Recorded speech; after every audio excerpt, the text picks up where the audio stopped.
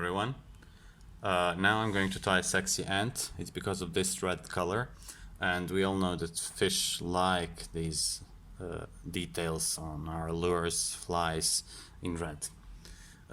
So first step is going to be to imitate this rear segment of the fly, which is important because that's really characteristic about ants. So I'm just going to build up this part, and first I'll add Quill that's going to give us the main color of this fly. So just add it carefully here. So I like this hook. The hook is RX size 16. I like it because it has a really nice curve.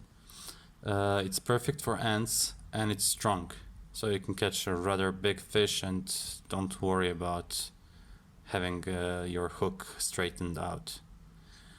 So Gary LaFontaine once told that fish don't look for negatives in our flies, or in natural flies of course, but they look for positives, which actually means that fish are not going to take a magnifying glass and just search for faults in food, or they would just die. They would starve to death like that. So what they will do is they will just try to focus on certain features of flies in their surrounding. It may be size, shape, behavior, whatever, but whatever that it can be, it's a trigger point for fish, and it's something that we should imitate. One of these trigger points is this rear part, and the other one I will show you in a minute or two, I guess, 5, who knows. So this is the tricky part because it's rather bulky. This peacock quill that I'm using for ribbing is going to slip, so I have to hold it. That's why I'm not using the heckle pliers.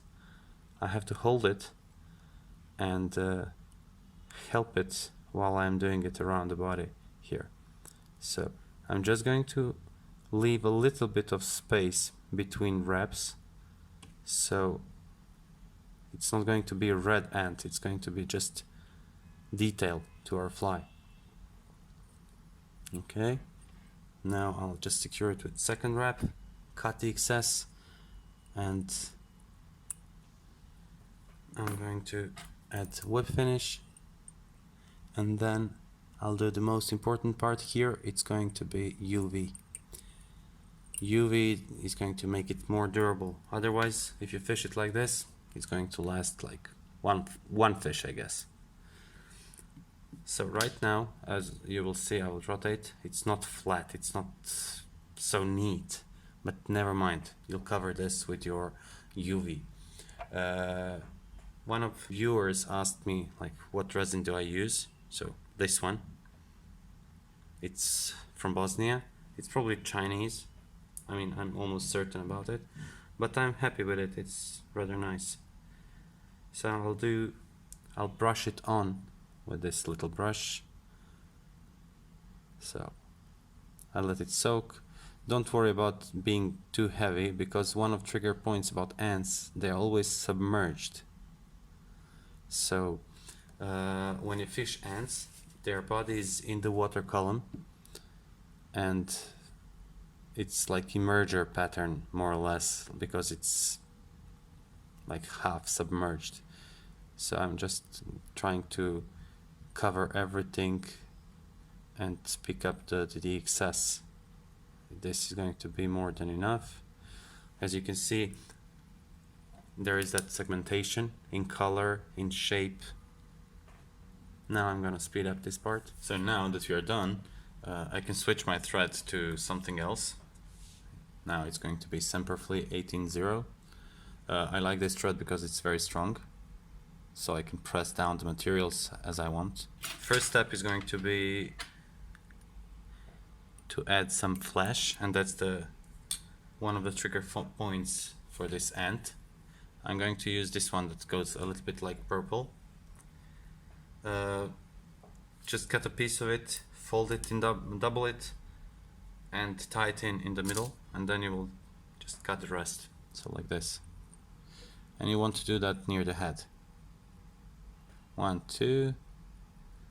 Now I'll just fold everything back, orient it like wings, and go on the top of the hook. Now you can choose to cut it now or later, who cares, not so important. What's important is to add wings. So I'll use 2 CDC feathers. I will align the tips like so. So just catch all those fibers together and put them on the hook, and try to do the length from the start, so it's like this more or less. You can leave it a little bit longer. Pinch and loop, so catch between your fingers and then just press it down. 1, 2, 3, that's it. 3 in front. This is thin thread, so I can do this just for security reasons. Now I'm gonna cut this one, and this is more or less it. We need to add some dubbing here, and I'm going to use squirrel dubbing like this, like so. A little bit of red and black, so just mix a little bit. There's nice rough dubbing here. Make a dubbing noodle.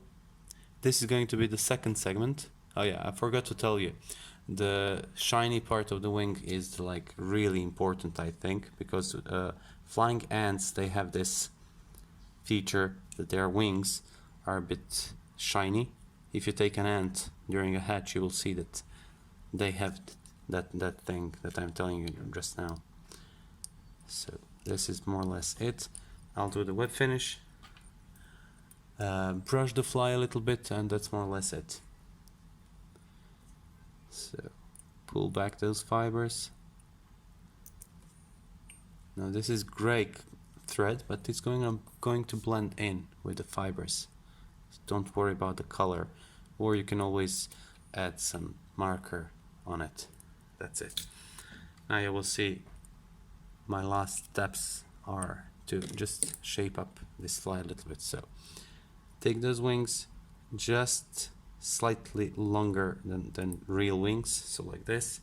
So you'll see like it's gonna, after a few cuts, it's going to mix up with these wings here, so it's going to be together, but the fish will see it from down below.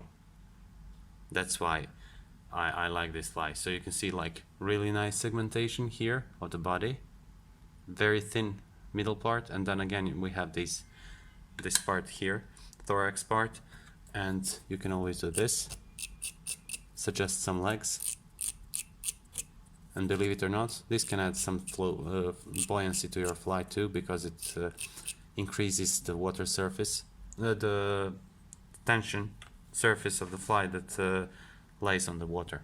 So thank you very much for watching. I hope you like this fly, and stay tuned for our next videos. They will be coming every Friday more or less at the same time. See you next time.